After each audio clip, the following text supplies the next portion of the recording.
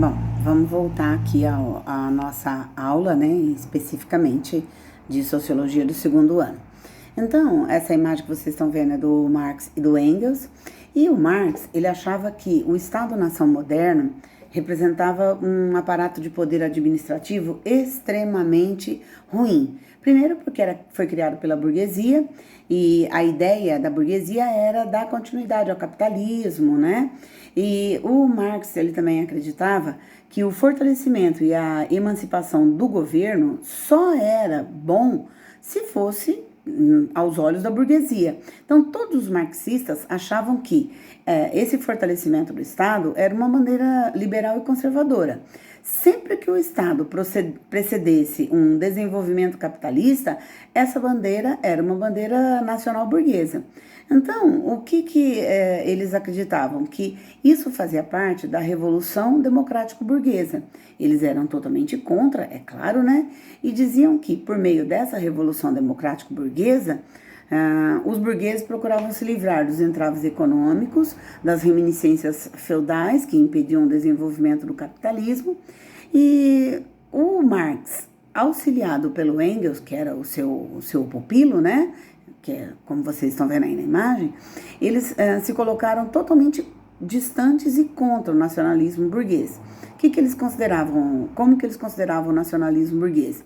Consideravam o nacionalismo burguês limitado e patriótico, e eles defendiam que todas as forças de emancipação nacional, quando eram convergentes com os interesses revolucionários do proletariado, elas eram viáveis e elas deveriam acontecer, não importava de que maneira, elas deveriam acontecer. Esse era o princípio da democracia popular aos olhos tanto do Marx como do Engels. E nesse ideário, né, do Marx e do Engels, o Estado Nacional ele era uma etapa de formação e atuação política do capitalismo e só poderia ser superado a partir do momento de uma sociedade socialista, de uma revolução específica que fosse colocar o socialismo no poder. Só que para que isso acontecesse, precisava ser aglutinada a força dos anseios populares, todos os anseios populares não poderiam ser ignorados, e eles eram legítimos. Por quê? Eles eram legítimos? Porque o povo estava precisando desses anseios populares. Então, o Marx e o Engels, eles eram totalmente contra ao capitalismo e eles eram totalmente a favor de uma revolução democrática, uma revolução socialista, que era o que estava acontecendo, né? Aí agora a gente vai falar de um assunto específico, continuando ainda nessa parte que nós estávamos falando, que é a chegada do mundo na Guerra Fria. Aí o que aconteceu? Nós estamos falando do Estado Nacional, o Estado Nacional era aquilo tudo que a gente falou, a forma de governo bastante voltada para as ideias de um rei com ideias absolutistas. Só que o que aconteceu? No século XX, depois de 1945, quando a Segunda Guerra Mundial terminou, surgiram dois braços, que vocês já viram isso no nono ano, vocês já viram comigo ano passado, e vão ouvir falar sempre, né? O que aconteceu? O mundo se dividiu de um lado Estados Unidos da América, capitalista, do outro lado a União Soviética, totalmente socialista. Os soviéticos, eles achavam que precisava haver um enorme conflito internacional para que isso daí fosse modificado, que o capitalismo deveria desaparecer, né? Que como eles eram bobinhos, né? E a esse período que vai iniciar, a partir desse momento, como eu disse, né, das duas ideias totalmente opostas, nós damos o nome de Guerra Fria. A Guerra Fria foi um período, uma guerra, onde o uso específico de armas, assim, o confronto corpo a corpo, ele não foi importante. Foi uma guerra de ideias mesmo. Aí o que vai acontecer? Vários setores vão se opor tanto ao capitalismo como ao socialismo, né? Nós vamos assistir a uma grande corrida armamentista, nós vamos assistir a um nascimento de uma rede de espionagem muito grande, né? Que eram as ideias passadas pelos filmes, né? Que a gente assistia durante esse período, né? Do 007.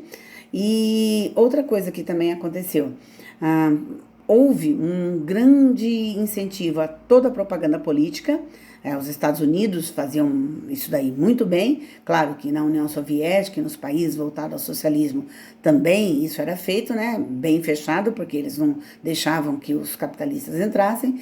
Nós assistimos também a esse período uma guerra tecnológica e muitas disputas esportivas.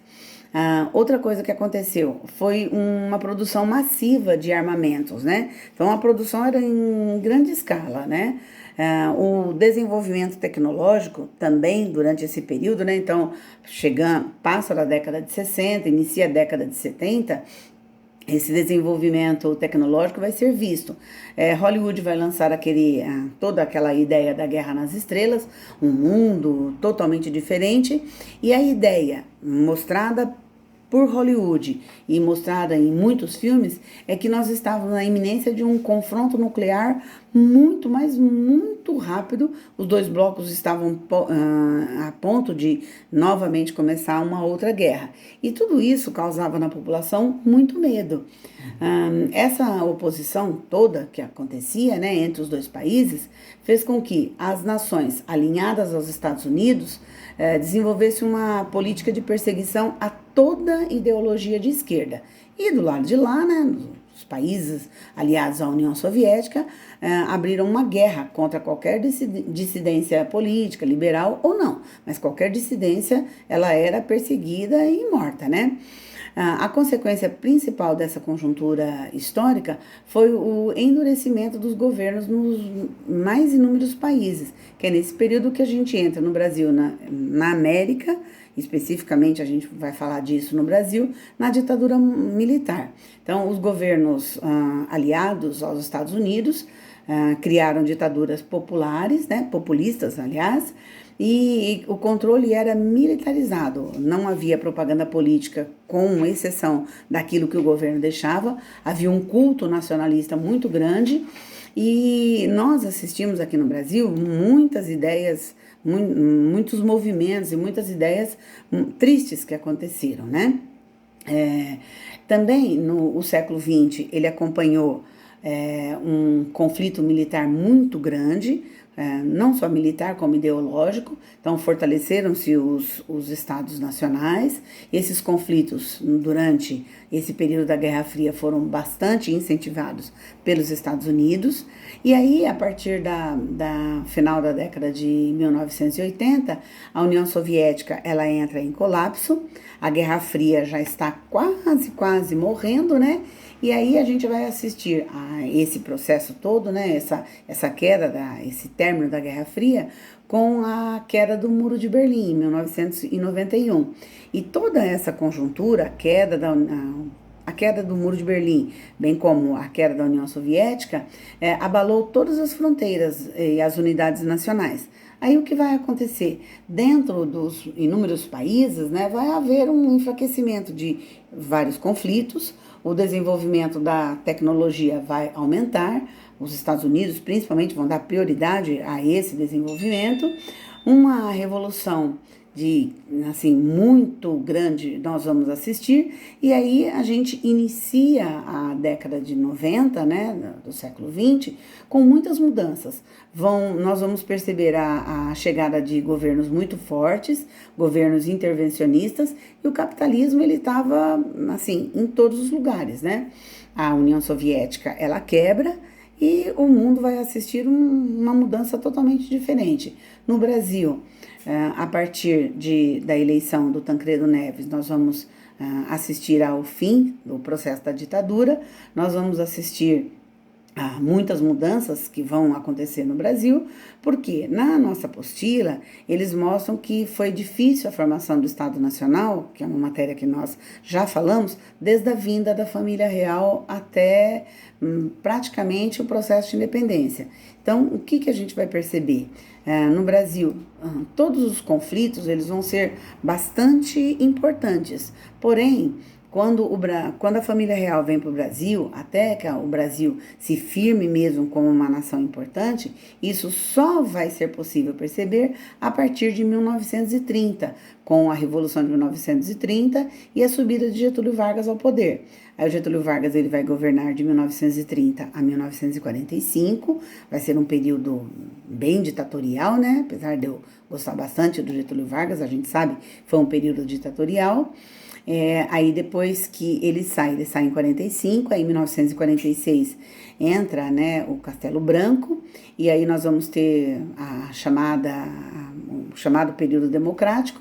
Esse período democrático vai seguir até mais ou menos 1964, quando a gente tem no dia 31 de março de 1964 o avanço das forças militares e a implantação da ditadura militar no Brasil. Ela vai acontecer de 1964 até 1984.